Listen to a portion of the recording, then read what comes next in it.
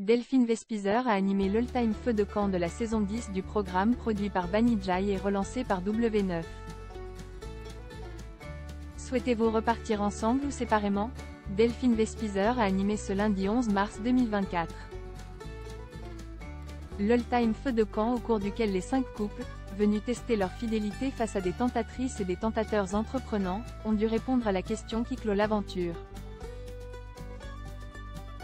Un moment charnière pour Maëva et Rémi, Lydia et Gaëtan, Chloé et Jarod, Kelly et Enzo et Salomé et Timothy. Les excuses répétées de ce dernier, à genoux, n'auront pas suffi à convaincre Salomé de sa sincérité. Trompée, la jeune femme saine est allée. Les couples font le bilan puissant sur la principale cible commerciale féminine. Ce dénouement fort en émotion a tenu en haleine 476 000 téléspectateurs entre 21h14 et 21h53, soit 2,3% du public, 5,4% des femmes responsables des achats âgées de moins de 50 ans, FRDA 50, et 5,9% des 25 à 49 ans. La deuxième partie, quant à elle, a enthousiasmé 561 000 téléspectateurs, plus qu'une première partie, entre 21h53 et 22h49, 3,2% du public, 8,7% des FRDA 50, 8,6% des 25 à 49 ans. La deuxième partie du programme signe ainsi son record de saison sur les deux principaux indicateurs. W9 a prolongé les festivités avec Les couples font le bilan. Proposée entre 22h49 et minuit 11, l'émission a conservé l'attention de 439 000 téléspectateurs, soit 4,7% du public et surtout 15,2% des FRDA 50 et 12% des 25 à 49 ans.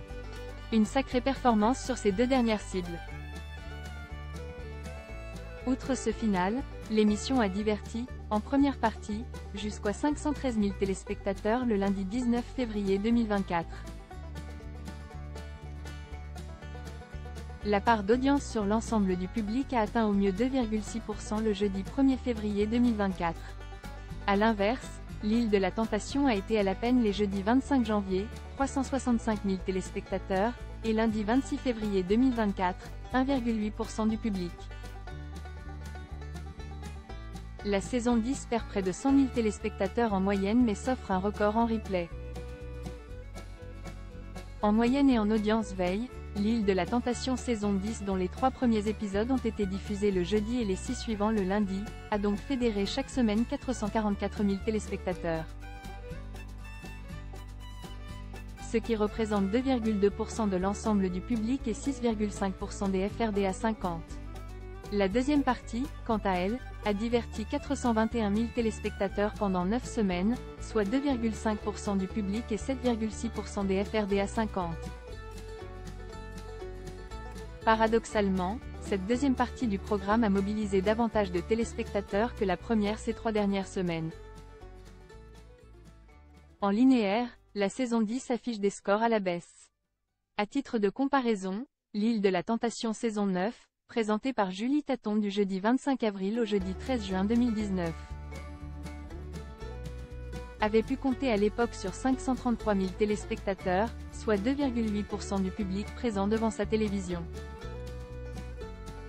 À J+7, en revanche, W9 précise que l'île de la Tentation a rassemblé, en moyenne, 600 000 téléspectateurs, 9% des 25 à 49 ans, 10% des FRDA 50, 13% des 15 à 34 ans. Notons que la chaîne s'est basée sur des estimations s'agissant de la consommation des 2 derniers épisodes de l'émission très performante en délinéaire. Au mieux, la franchise a gagné 259 000 téléspectateurs à J+7 cette saison. Il s'agit, explique W9 à puremedia.com, du meilleur gain à J+7 pour un programme de flux sur la TNT depuis 4 ans.